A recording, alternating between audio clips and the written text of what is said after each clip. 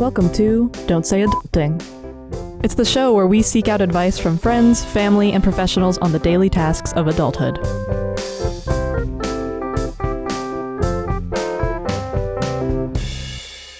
Hello, everybody. Welcome back to Don't Say Adulting. I'm Jane as usual, and today I'm also joined by a special guest co-host, Ciara. Hey Jane, what's up? I'm a little nervous for this episode. If you guys haven't read the title already, we're going to be talking about 401ks and or 403bs and or Roth IRAs. That's the extent of the research I did before this episode. Just letters and numbers. Yeah, I know. It's an episode of Sesame Street. This was the first job where they had me do that, and I feel like I kind of blindly made my way through participating in a 403b. So I brought Ciara on to maybe shine a little bit of wisdom on her own experience with 401ks. Because have you had like a couple at this point? No, this is my one. Oh, so I've okay. been with the same technically like same company. Yeah. Just like bopped around. With Yeah. So it's all moved along with me. It's been nice and easy. Okay. That was when I was fielding questions from people. The biggest question was like, what happens when you move around? What does it mean? So I guess you're lucky in that sense. I looked out there. My husband has worked at several companies. So we've gotten lots of letters. They're like, hey, you got a 401k. Don't forget to like transfer it. Okay. So we get a lot of mail. Okay. So companies will keep up with you and be like, hey, this money is, that was my big question. And maybe our guest will be able to give us a bit more detail on this. I was wondering though, do you feel like when your knowledge of 401ks just grew with your experience with one, or did you feel like, because right now I'm in this position where I'm like, I have a podcast now and I'm bringing someone on to ask them about 401ks. Your personal finance consultant. Yeah. Do you feel like you just have grown to a workable knowledge of 401ks, or do you kind of wish you had known more when you were? I feel like I currently have maybe the bare minimum knowledge. Yeah. Like maybe this is the level I should have been at when I started working. Yeah. But I feel like when I started working, I was also like not making as much, and like my money went towards exactly what I needed. And as you like work a little longer and you're like, okay, maybe I could like not feel as hurt if I don't have this much coming into my paycheck every month, or it's there, but it's going somewhere else. Do you have any burning questions for our guest? I mean, question number one, how can I like retire tomorrow? Okay, got it. Great. So, or am I going to leave this conversation in tears, or going to buy lottery tickets? I don't know. Yeah. Okay. We'll see what Carl advises. Yeah, we will see. Our guest today is Dr. Carl Ackermann, professor of finance at Notre Dame, a beloved professor. Never met him. So I'm excited. But I'm excited to talk to him.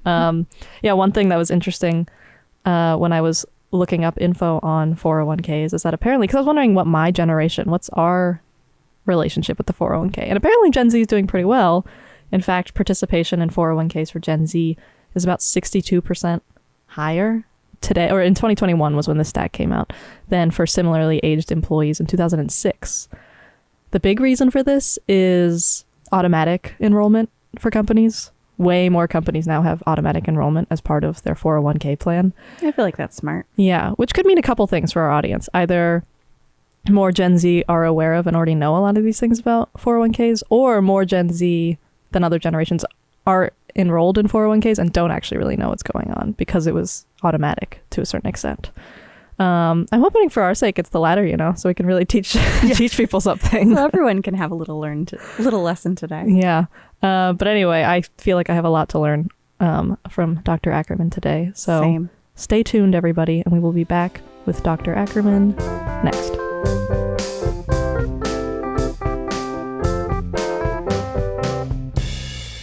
All right, welcome back, everybody, to Don't Say Adulting. We are now joined by our very special guest, Carl Ackermann, who holds the Nolan Professorship for Excellence in Undergraduate Instruction here at Notre Dame. Thank you so much for joining us. Thank you, Jane, and thank you, Ciara, for having me very much. Yeah, this is an important one because I felt like I was really starting at ground zero for this. No idea. Kind of scared of looking like a fool, but I'm doing this for my audience. for never a telling fool. yourself Any and every question is welcome, and it's important that we build everything from the ground up so people understand exactly what we're doing so that they can implement it and put it into action. That's the goal. So I'm going to start really, really big then with the really burning question, which is, what is a 401k? Yeah. A 401k is an investment vehicle available to you through your employer.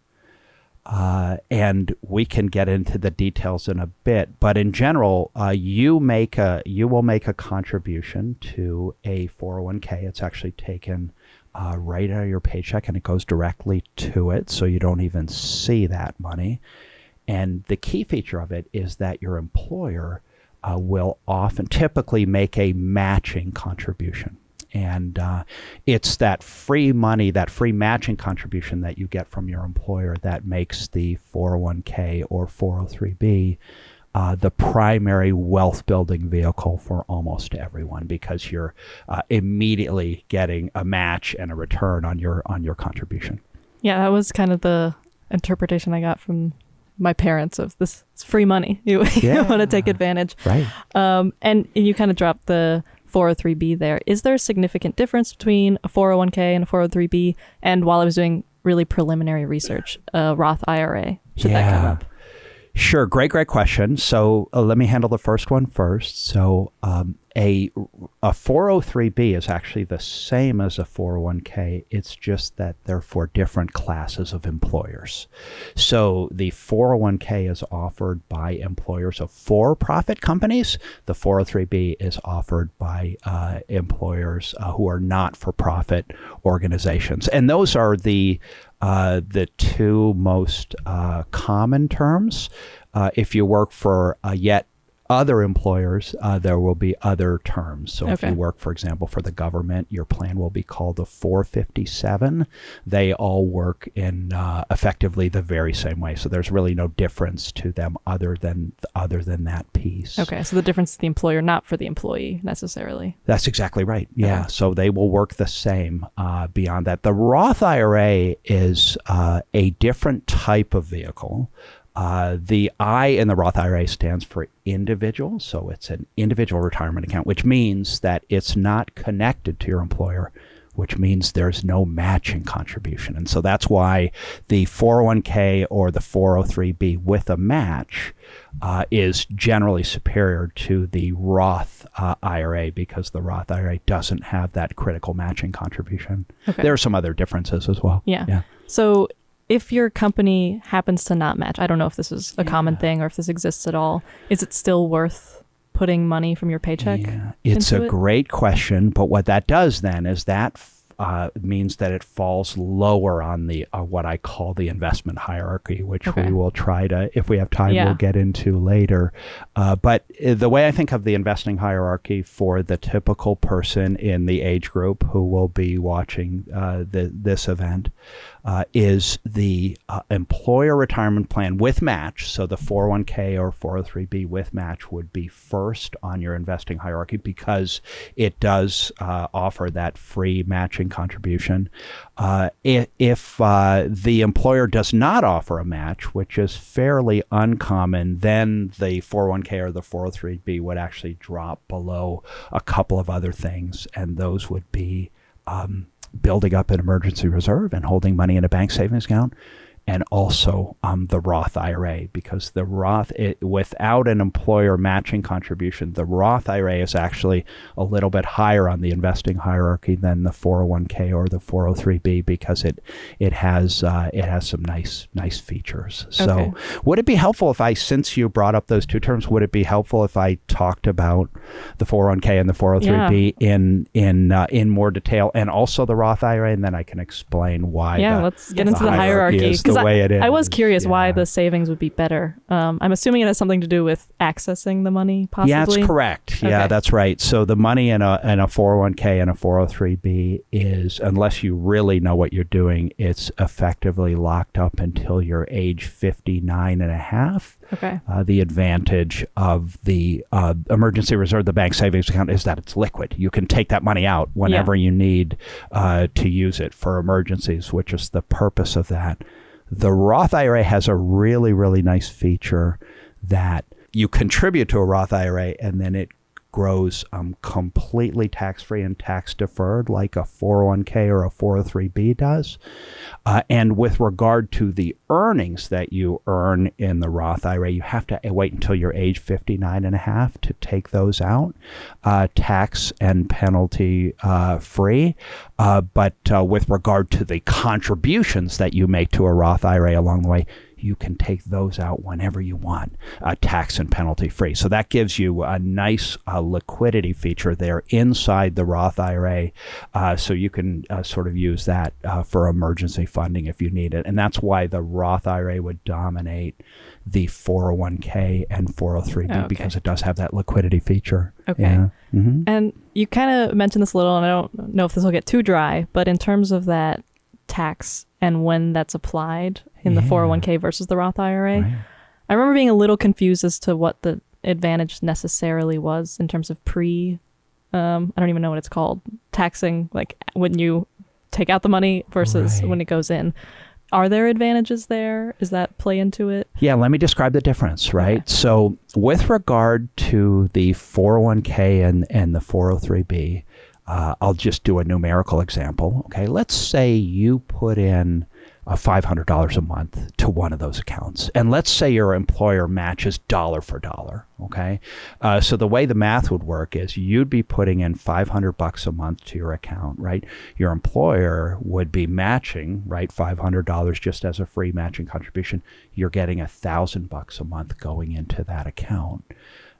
So what does it cost you to get that whole $1,000 a month going into your account? Well, think about your $500 contribution.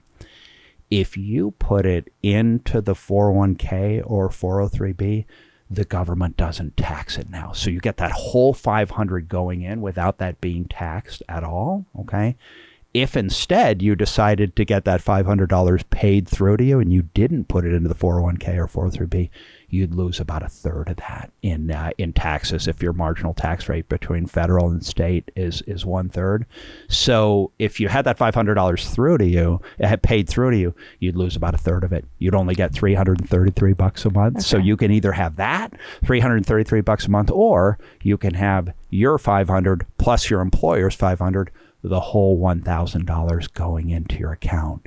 Now, the government's going to get their money from you at some point. They're very good at that. So if you can put your money in on a pre-tax basis when you put it in, they are eventually going to tax you. So eventually when you take money out of the 401k and 403b, you pay ordinary income tax on the amount that you withdraw. But honestly, you'll be able to, if you start young, like the average age of the person watching this video, you will be able to accumulate so much by the time you retire. You can let the government take their third, and you'll still have an overwhelming amount that you can use to really help people who are in need and improve the state of humanity. Yeah. The way that a Roth IRA works, just for comparison, is this.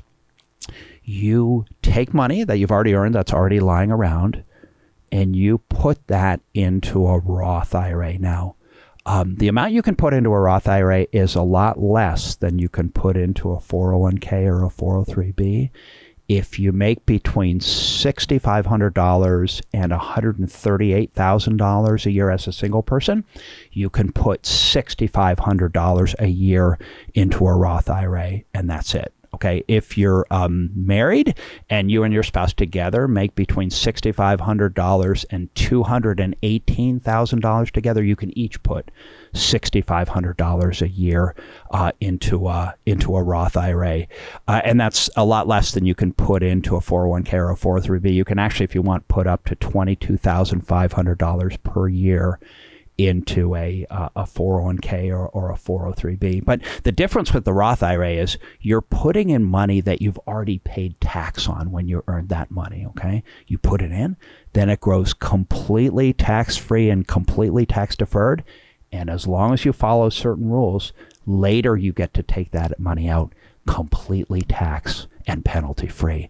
And so that's one of the reasons that why a Roth IRA is such an attractive investment vehicle is no matter what the government does to tax rates in the future, you would have a vehicle there that you can take money out of completely tax and penalty free. So it's sort of like with the Roth product, you're paying the tax on the front end. Yeah. With the non-Roth product, you're paying the tax on the back end. So that's a primary difference between, and I should probably say one other thing. About half of employers have something called a Roth 401k or a Roth 403b. That's an employer retirement plan that still has a match. It's just that you're taxed on the front end when you make the contribution rather than on the back end when you take the money out. And so which is preferable all depends on when you think your marginal tax rate is going to be higher. If you think if you think your marginal tax rate is lower now than you think it's going to be in retirement, then, which I think is going to be the case for almost everyone watching this, you're better off paying the taxes now. So if your employer has the Roth 401k or Roth 403b, for most people, that would be a better product because you're paying taxes now while you're not, when you're not earning as much, you're likely to have a lower marginal tax rate now. Okay. Yeah. Okay. I was actually wondering about that. I was like, is there an element of predictive, whether it's the actual tax rate for you personally or what it is, and how does that factor in? You're not going to know, right? I mean, you'd only know after the fact. You can only guess. But my opinion and the opinion of most economists is that income tax rates are going to have to go up at some point for demographic reasons and also to deal with the massive deficit that we have in this country. So that's why what almost everyone is predicting. And that's why the Roth products are typically better because you're paying the tax down when you think your marginal tax rate is actually going to be lower compared to later. That's a lot of technical stuff. Yeah, I know. Yeah, Ciara. Yeah, is there a magic number we should be contributing or aim for in this? It's a great question. And it goes back to this investment hierarchy that I mentioned. So here's how the hierarchy works. You always will want to put in, almost always will want to put in enough to get the full matching contribution. Okay. I do that. So you do. Awesome. Are you an employee here at Notre Dame? I am, okay. Yes. So the Notre Dame plan is absolutely incredible because what they do is here at Notre Dame, for every dollar you put in up to 5% of your salary, the university kicks in $2.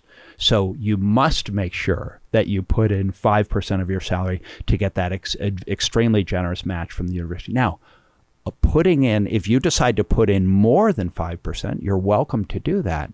But actually, those other things that I mentioned on the hierarchy are actually higher priorities. Putting money into the emergency reserve so you have a rainy day fund to protect yourself against emergencies, and also the Roth IRA for the reasons that we described, that your contributions can be taken out tax and penalty free. Those become better options than putting money into the 401k or 403b that isn't matched. So you always want to put in enough to get the full matching contribution. Then there are some other things that I think should require your attention before you come back and put unmatched money into the 401k or 403b. Oh, okay. Interesting. So it's not necessarily just better to be putting in way more money, and you actually could maybe be growing that money or having that money more accessible somewhere else. Exactly right. Yeah, that's the way that the hierarchy works. Works for most people is put enough into that 401k or 403b to get the full matching contribution, then handle those other issues. And then if you have extra money left over after that, then you've got a lot of possibilities whether you could put more into your 401k or 403b that's not going to be matched. You could also invest that money in what we call a general investing account, where you'd be investing in, say, stocks, bonds, mutual funds. But remember, if you invest in a general investing account, that money is taxed twice. It's taxed first when you make the money that you invest, and then it's taxed again when you, to the extent that you have gains on your investments that you cash in. And that's why those other three things that I mentioned on the hierarchy would come before investing in a general investing account. So general investing goes towards the bottom. Does that change if you happen to be very good? I'm not good at investing, but I'll just be honest. It's really, really hard to succeed as an investor, I think, in a general investing account. I think that's really hard to do. The deck is a bit stacked against you because of the double taxation.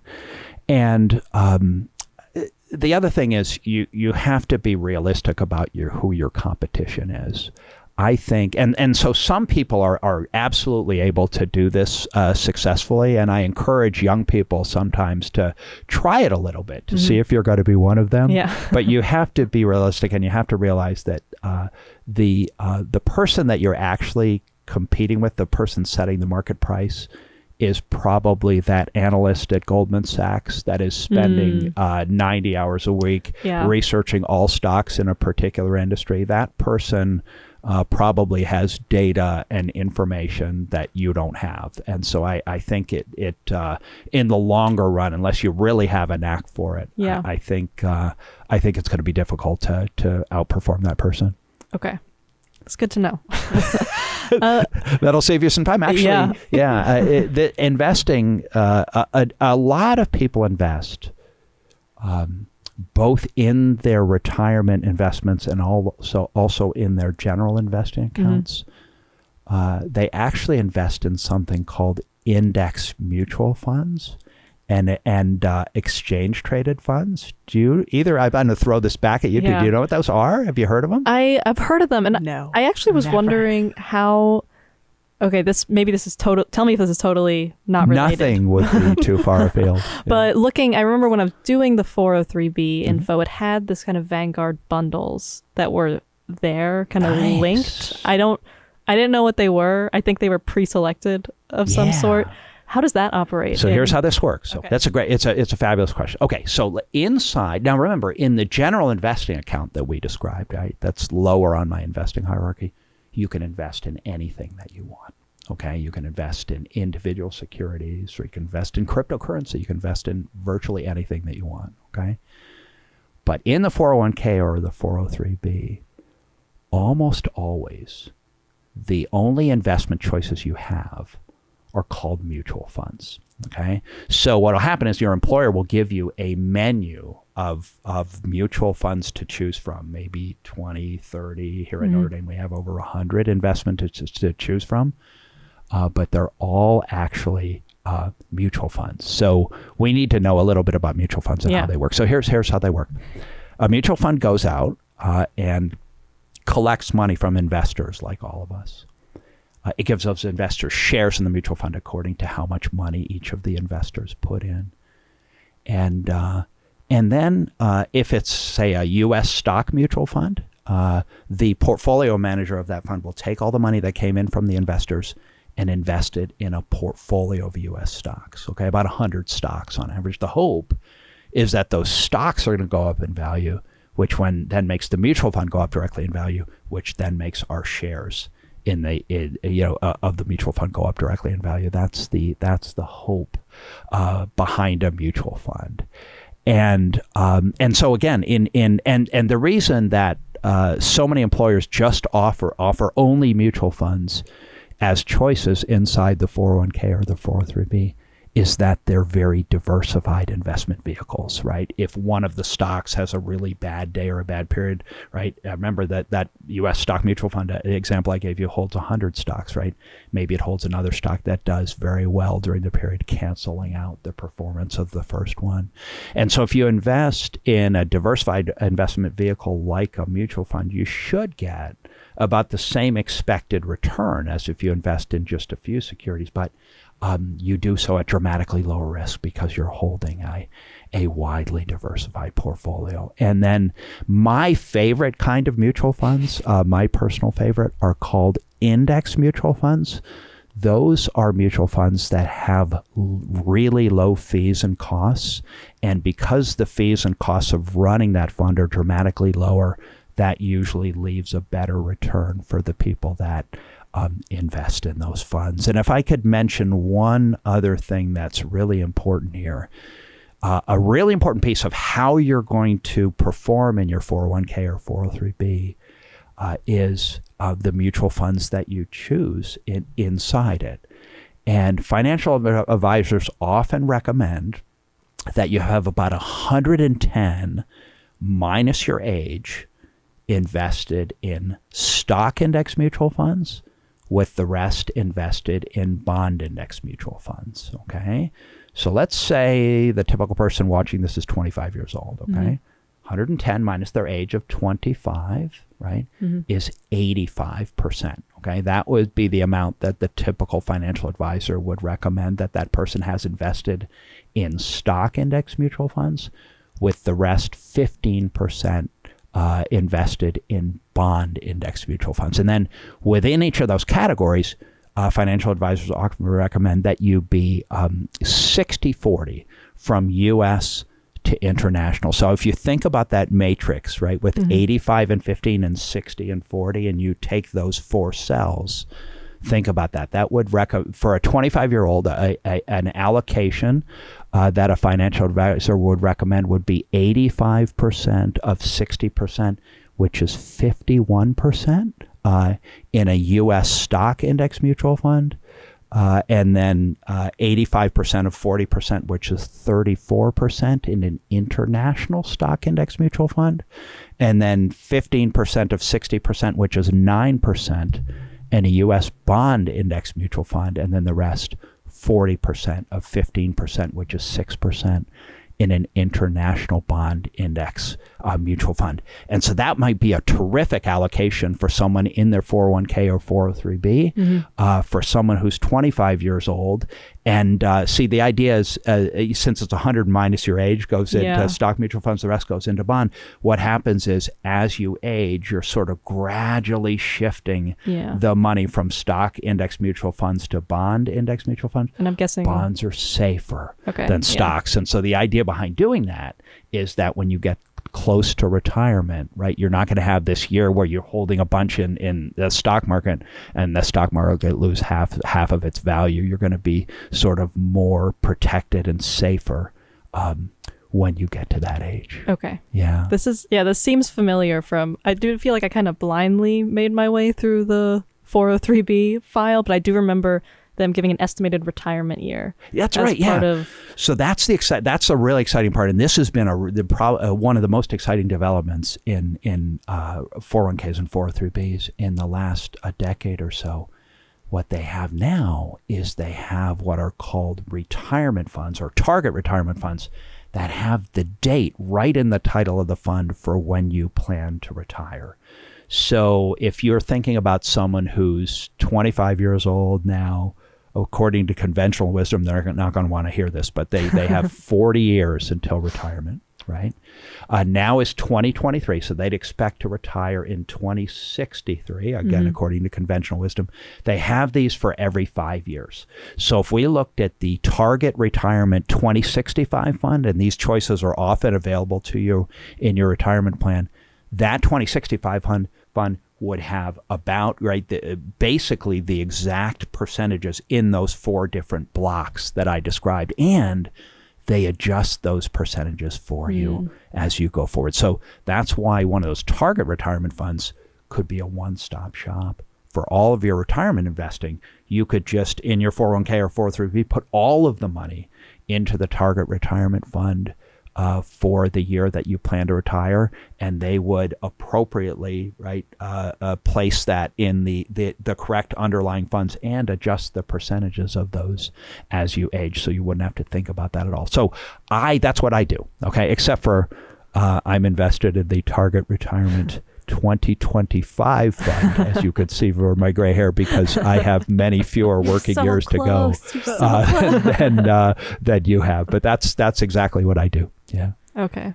Now, say if I wanted to jump to the 2025 retirement age too, how much of my income would I then need to put into 403b? A lot. So, I would need to win the lottery.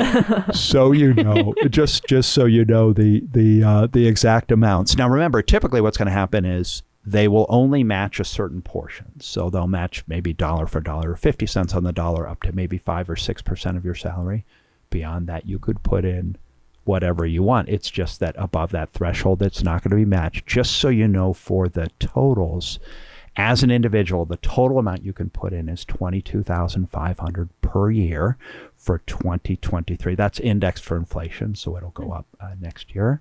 But the total contribution between you and your employer is actually $66,000 this year. So there are actually some ways to if you really want to get after this, retire for long, but a bunch of extra money. And let me just say, I think, this is such a key wealth building vehicle for so many. If you really get off to a good start in this and you're disciplined about it, you can accumulate just an enormous sum in these accounts. I have students, I started here teaching 25 years ago, and I have some students who listen to me right off the bat, and they're now about 40.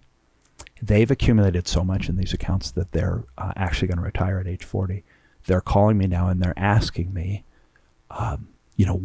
what they should do with all of this money they have to make the world a better place. And I'm just very excited about what that means for them and the enormous good that they're going to do in the world. So it's pretty neat to see that actually come to fruition. Yeah, it's got to be. Actually, this was one of the things, and then we can get back to a couple other technical questions, but really the why for why you should invest in a 401k or why it's important even at a young age. Because I think there's a sense, even for me, where I didn't do too much research into it because I was sort of like, I'll figure it out, as I'm getting older. And why should people pay attention maybe as early as possible, or what age, You want to do it right away, as soon as you can. So once you start working full-time, so you cannot do it in college. You can't do it when you have an internship. You have to be a full-time employee. But you really want to hit the ground running with it right at age 22, as soon as you can. As soon as you start working full-time, make sure you put in enough to get the full employer match, and think about allocating it in the way that I described. Here's why it's so important to get started young. We were doing a projection the other day for very reasonable figures and returns and investing along the lines that I've described. What we discovered is, let's say that you miss the first 10 years. So you start working full-time at age 22 and you don't contribute at all to your 401k.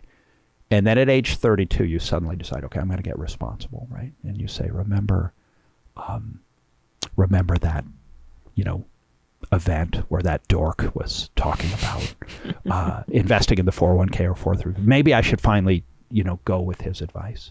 So now you start at age 32 and you do it exactly the way that I described. Let's say we use those same numbers where you're investing a total of $1,000 a month between you and your employer. It's only costing you $333 a month, right? And you invest that in the way that I've described. What we found is, if you start when you're age 22 doing that, and you do it consistently up to when you retire, the number we came up with was a little bit more than $7.4 million that you would accumulate, even with those fairly meager contributions.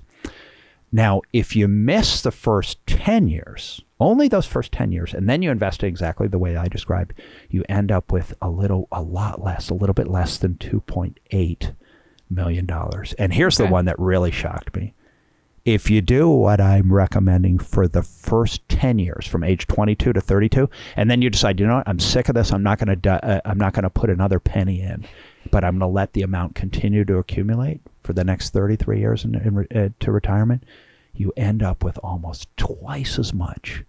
Right? If you do the first 10 years and miss the next 33, but allow it to continue to accumulate, you end up with almost twice as much as if you miss the first 10 years and contribute for the next 33. So getting off to a good start is really, really, really important. And so that's the numbers behind it. But by far, the much more important message and theme is, what can you do with this? You can do so many things to improve your life and the situation of so many. You can help others who are in need. You can actually choose the career of your choice because you know you're going to be well covered financially. So you can maybe choose that more interesting job that maybe pays a little less. That would lead to a lot more satisfaction. You could volunteer later in life, not just the volunteering you and I do now, 2 hours at a time, right? With an accumulation like that, you can volunteer, until the job is done full time. You could even contribute financially to the job, accelerating its completion. So if you think about an accumulation like that, I don't think about that at all as a means to help myself and improve my life in any way. I think about it entirely in terms of what I can do to help others, especially those in the greatest need. And if you think that through, I think that's the only motivation you would need to engage in a savings program like this. And I think then for your whole adult life, you've got this happening in the background, and that just gives you so much hope about what you'll be able to do to help others in the world later on. So I've actually had, in my whole life, I've had a wonderful life every single year, but I've always been more excited about what's to come, and largely because of this and what's been happening with the accumulation, and just makes me really excited about what I'm going to be able to continue to do, and always on a larger scale. Yeah, I imagine, it's weird to think about when you're really young, but to have that financial security as early as possible probably gives you that freedom to whatever your hobbies, volunteer, other activities are, that actually you can do that in a much, more comfortable way. You can. It changes your whole life and your whole outlook. It really, really does. And again, not really because of the things, and not really at all because of the things you can do for yourself, but you think about with an accumulation like the numbers I talked about, just the large amounts of people you'd be able to help. We, my wife and I, do a lot of sponsoring of children in third world countries, helping them to learn to read and to write. And we've discovered actually that our money can often go further internationally. So we've just been able to do a lot of things that get us really excited. Yeah, that's amazing. We have a question up here, I think, Please. from Kevin, about investing during a recession. Should that change your approach to, not to pull it back to the technical immediately, but is there any strategy there? Thanks a lot for asking. I don't believe there is. So I think that certain things can be predicted in advance. So there are certain things in the economy that can be predicted in advance, although everyone was calling for a recession recently, and it's now not clear that's going to happen. We'll have to see. So I think there are certain economic variables and statistics and conditions that can be anticipated. My view, however, is that the stock market actually anticipates all of that. So I actually don't think that people can predict in advance when the stock market is going to go up or down. And I think the research is pretty convincing on that. So that's why the approach that I described for investing in a 401k, 403b is wonderful, because you just set it up right. You put it on autopilot. You don't have to think about it. Usually when people try to think about it and they tinker with it, actually the research shows that their moves actually tend to be counterproductive as opposed to productive, just because the stock market is so inherently difficult to predict in advance. Great question, Kevin. Thanks for that. Yeah, I imagine that gets into the thing of, are you doing this full time, 90 hours a week, doing all the research? I think this is one of the very few activities in life where less is more. So I think if you set up a plan in the way that I described and get it on automatic pilot, I think actually the less you think about it and potentially tinker with it, the better you'll do. So I just think there are very few examples in life where less effort will typically lead to better performance. And I think you're wise to take advantage of those when they come your way. And where time is such a heavy constraint for all of us. So to the extent that you could sort of put something like this on automatic pilot. For example, I work with my children on this. They don't even look at their accounts. They're promised me that they're only going to look every once a decade. And I test them. I say, hey, have you looked? And they say, no, I haven't. You told me not to. And I think they're going to perform better as a result of that. And again, because they're not obsessing over it or taking any time to think about it, they'll have better lives because they'll be able to put that time into better relationships and helping people. Yeah, I imagine that kind of becomes self-defeating if you are, if you're doing it so that you can free yourself, but you're investing your entire mental energy into the goings on. Yeah, it's emotional too on top of that. And I don't think that's anything that anyone ever gets over. So when I was fielding questions from just coworkers and people from just a wide age range, so it seems like this is common, the most common question I got was, what happens when you change jobs? That's a great question. Whether either what happens to it and or what should I do with that money? Yeah, it's a fantastic question. So there are three options. Okay, if you have more than $5,000 accumulated in your account, you can typically leave your accumulation in your old employer's plan. Why might you do that? If your old employer offers better mutual fund investment options in their plan than your new employer does. Another option you have is you never want to take control of the money yourself, or some bad things can happen, okay? But you can have the money directly transferred to the plan of your new employer, the 401k or 403b of your new employer. Why might you do that? If your new employer has better investment options available inside it than your old employer did, or if you just want to consolidate your account so you only have one set of statements to look at. Another option, if you don't like the mutual fund investment options available in your old employer or your new employer's plan, you can roll the money out to something called a rollover IRA. And if you do that, you can invest it in almost anything that you want. So that gives you additional freedom. So some people choose that option. So those are the three options. Yeah. Okay. Mm-hmm. Yeah. I remember telling my mom, because I didn't know what happened. I was like, what if I don't stick with this job? Do I want to put money in the 401k? And she's like, obviously. She didn't really explain much beyond that, but it gets complicated.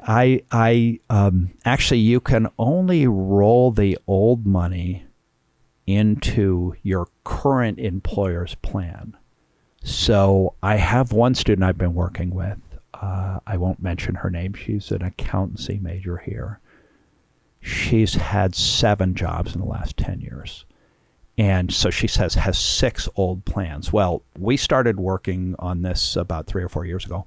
And none of her every time none of her new employers have had an optimal plan. So we've always left the money in the old plans.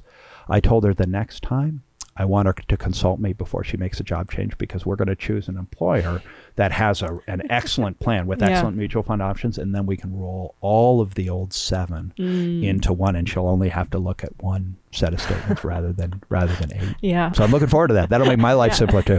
She's amazing, but yeah. So those are the kind of considerations that come into play. But these, moving the accounts from one to the other is actually quite easy, quite seamless. And the way it is typically done is that you can actually get your new employer to reach out and do the heavy lifting, reach out to the old employer to make that transfer happen. Okay, so you've mentioned a couple times, just a few more. I feel like I have so many technical questions about this. You mentioned a couple times taxes and penalties from the traditional 401k.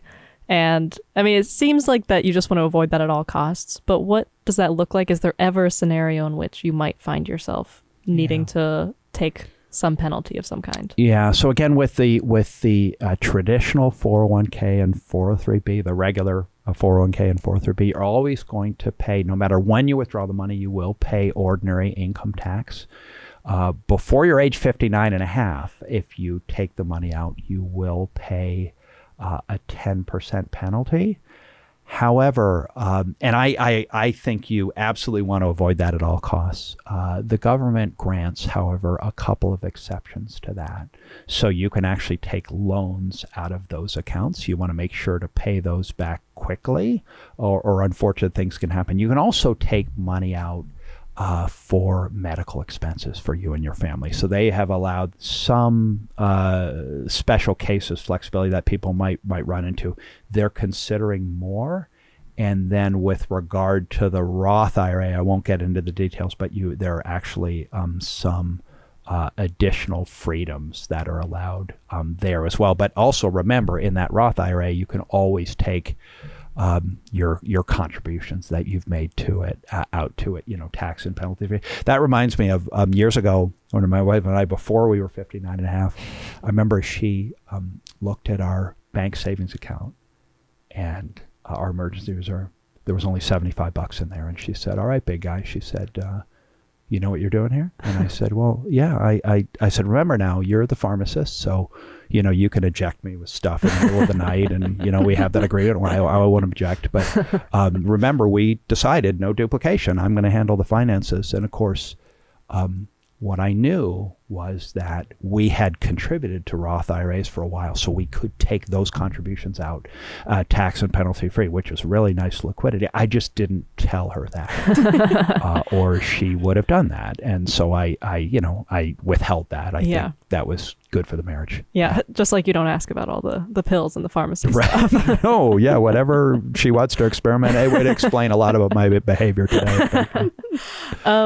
Okay, so from what I'm understanding then, you want to contribute up to the max in terms of what your employer will match, and then whatever else you want to contribute or are able to, that would be better put into a Roth IRA or just a personal emergency savings thing to avoid any of these taxes or penalties. That's exactly right. Yeah, that's beautifully put. So again, that hierarchy would be put enough into your regular, put enough into the 401k or 403b to get the full employer matching contribution. Then I think people should build up an emergency reserve. That'd be about $10,000 for a single person, about $25,000 for a family. Put that into a bank savings account or a money market account that earns a competitive rate of interest. Right now, that's between 5 and 6%. Okay. Now, there are a lot of banks that are paying nothing, and there are a lot of banks that are paying a fair rate of between 5 and 6%. So it's important to make sure that you get that right. It should that fair rate of interest should go to you and not to a bank that's not paying a fair rate.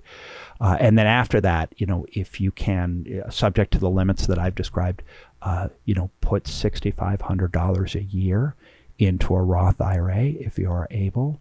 And then after that, that's where things get really interesting. You might, as you said, put more into the 401k or 403b, even though it's going to be unmatched. Or there you might start investing in a general investing account where the money would be more liquid. And that latter option would be better if you're saving for things you're going to need the money for, sooner than retirement, like graduate school, a car. And I think there, if you're talking about investing for those things, you want to match the risk of what you're investing in. So if you're saving up for something like a down payment on a home or a car, you might want to put that into something really safe that earns a decent rate of interest, but isn't going to lose money. So the money's actually there when you reach back for it. We had the example a few years ago that we decided to save up for an awesome vacation, my wife and I said, Carol is her name. I said, Carol and Carl, we made it really easy for people. We decided, okay, we can invest it in something safe and just go on a nice trip domestically, maybe to one of the national parks, or we can take some risks with this money and, put it in a stock index mutual fund or put it in some individual stocks. And if they do well that year, we'll do the vacation you always wanted, which for her is the Galapagos. It's where she's always wanted to go. And then I said, if the stock market goes down that year, we'll camp. No Galapagos. We did camp that year. and I've been hearing about it ever since. Okay, so we've kept you long enough here, but I do have one more question. It's been really fun. If you had one, Ciara, just to wrap it up. And if this goes over anything we've already talked about, feel free to skip it, edit it in post. I know Kevin loves to hear that. Anything we can do to create more work for Kevin. Yeah. I think that was the goal of this. We discussed that, didn't we? Yeah, right before the recording. I take it back. I'm going to ask another question. The big thing I was wondering was, what are just the most common mistakes you see people make? We might have already discussed this, but are there things you see people my age, any age, just messing up when it comes to this? Putting the amount into the 401k to get the full match from the employer, and doing that from the outset when you start working full time is the most critical thing. I see people that pass on that free money, which is really disappointing, and I think dramatically affects their future. So that's really the number one piece that they must do right. I think they want to allocate it properly, as I described, to try to generate an excellent return over time. The other really big piece that people miss out on is this. I think you invest what you can, and then what happens is someone gets a raise about a year in, right? And the mistake they make is they then allow rather than investing more, they allow their lifestyle to creep. So they say, oh, I'll, get a little fancier car. I'll eat out a little bit more, things like that, okay?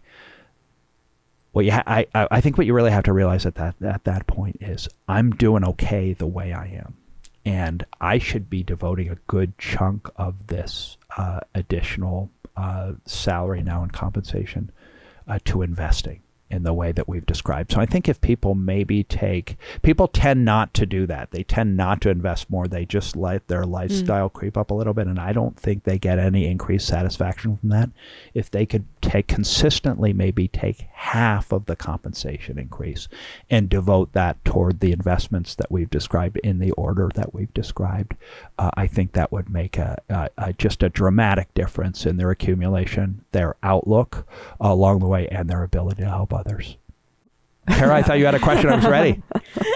I was going to ask. Yeah, please. Kevin might have to cut this later.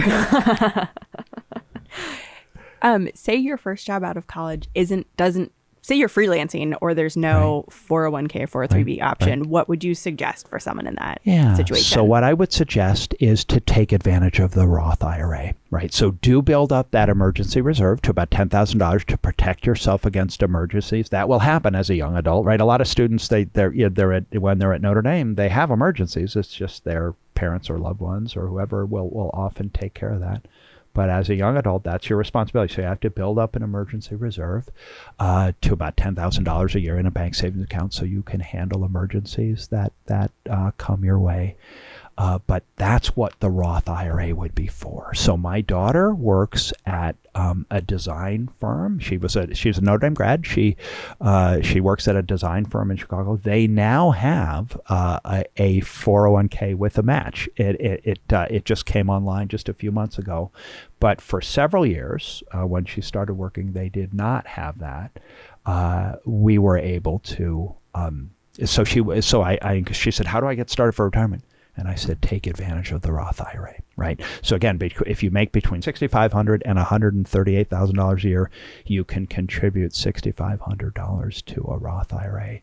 And so she's been doing that now for several years, or I'll just be honest, I've been doing that on her behalf for several years. And so that really jump-started. She can't look. That's right. The other reason she can't look is I don't want her taking out those contributions I made tax and penalty free, right? But that was able to really get her retirement saving going, and then then they decided to add a 401k, which I'm really excited about. So this has been kind of a neat thing that I've been doing. And in fact, on Thursday, I go to her work. And what's exciting about that is everyone at the same employer has the same 401k. So we can talk about how much they should be contributing, what funds they should choose, right? Yeah. Inside. And so I've been doing some of that now for organizations, and I'm excited to do that with her on Thursday. So that was the way that she got started. And then she got the really good news about a year ago that they were starting a 401k with a very generous match. And think about it. I mean, I always encourage employers to think about this. If you want to treat your employees right, that's a way to really give them a bright future, is to have a generous match that shows the care and love you have for your employees, and how well that you want them to do in so many aspects of their lives in the future. So I try to encourage employers to do that. I don't know if there's a better way. And of course, then it's to be honest, it's a really nice retention device, right? Yeah. Because those employees feel treated well, that the firm cares about them, and it makes so many of those good employees actually stay on at the firm, which I think is something that the firm's trying to accomplish as well. Yeah. That one's for the aspiring CEOs in the audience. Exactly. Always planting the seed, right? I hope they heard that. Yeah. Well, this has been amazing. Thank you so much. It's been my pleasure for coming on. I've learned so much. Yeah. I've been contributing for ages, and now I finally know what's going on. But now you can't look. Right? Yeah, I know. Well, it's like a watch pot mentality. I looked right before this, but I'm not going to look for like 5 years now. Yeah, I know. I was like trying to keep myself from taking notes the whole time, but thank you so much. Oh, of course. I It's okay. It's recorded. It was wonderful. Really wonderful being with you. And thank you guys for listening. Stay tuned for more Don't Say Adulting, and we'll see you guys next time. Don't Say Adulting is a Grotto Network podcast produced by Jane O'Connor, Kevin DeClute, and Josh Long. Additional production and editing done by Kevin DeClute. Graphics and animation by Becky Rogers.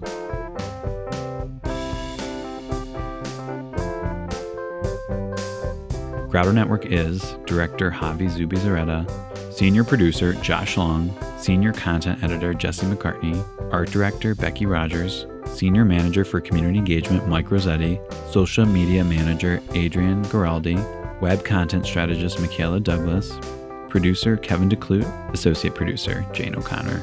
Special thanks to our guest and Notre Dame Studios.